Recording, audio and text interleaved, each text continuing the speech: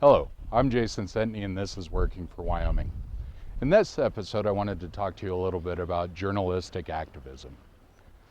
In today's day and age with the cable news networks and various media outlets based on the internet or television or just about anything else, even print media, we're seeing a trend of reporters, editors, and everybody else that works in those fields try and sway elections using their own opinion and sometimes misinformation.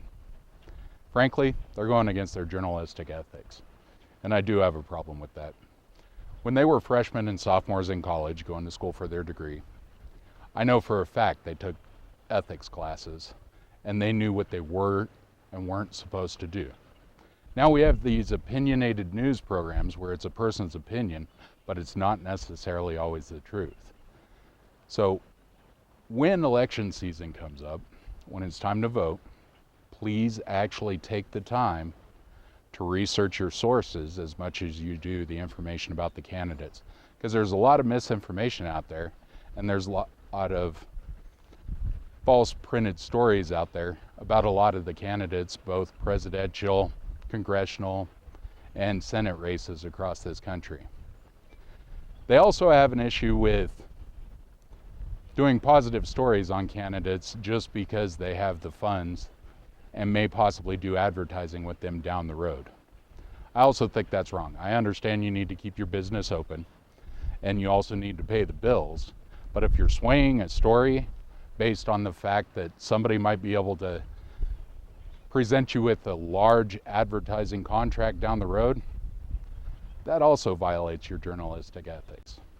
Now this is the part of the video where you, the viewer, get to ask me, the candidate, a question about whatever concerns you pertaining to politics. Dan from Casper asks, you say you support the Constitution, but you don't fully repeal the EPA. You only propose to reduce the size of it. Well, Dan, I'm glad you asked that question. Basically, pertaining to the EPA, the reason I only talk about downsizing it and turning them from a regulatory agency into an advisory agency is because, in all honesty, I don't think I would have the 2/3 vote to totally abolish the EPA. In doing so, you would need a 2/3 vote, and also you would need a president in the White House that is going to actually sign on to that legislation. Now, in regards to the Constitution and where it pertains to entities such as the EPA, Department of Education, and BLM, throughout our history, Congress is made up of different majorities, whether it's the Democratic majority or the Republican majority.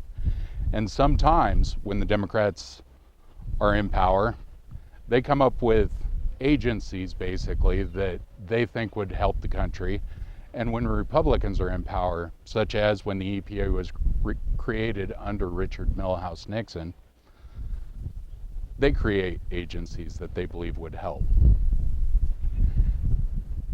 And initially, some of these can be good ideas, but under the necessary and proper clause of the Constitution, it gives Congress the power to restructure the executive branch. That's all agencies under the executive branch. So sometimes they can abolish some agencies, sometimes they can consolidate some agencies, sometimes they even create new agencies consolidating former agencies such as the Department of Homeland Security. Dan, I hope this answers your question and gives you a little more understanding where I'm coming from. I do believe we need to rein in the EPA. I also believe we need to downsize and limit the scope of authority of the Department of Education. But I do believe the Department of Education actually still needs the authority to basically be able to accredit colleges and universities. Because frankly, if I ever have to go in for surgery, I don't want some doctor operating on me that came from a college that is basically questionable, or whether his credentials might be questionable. Dan, once again, I hope that answered your question. If anybody else out there has any questions for me, you can send those to me at senteneyforwyoming.org, or feel free to email me. My email address is also on that website. I look forward to hearing from you. God bless the great state of Wyoming, and God bless the United States of America. Thank you.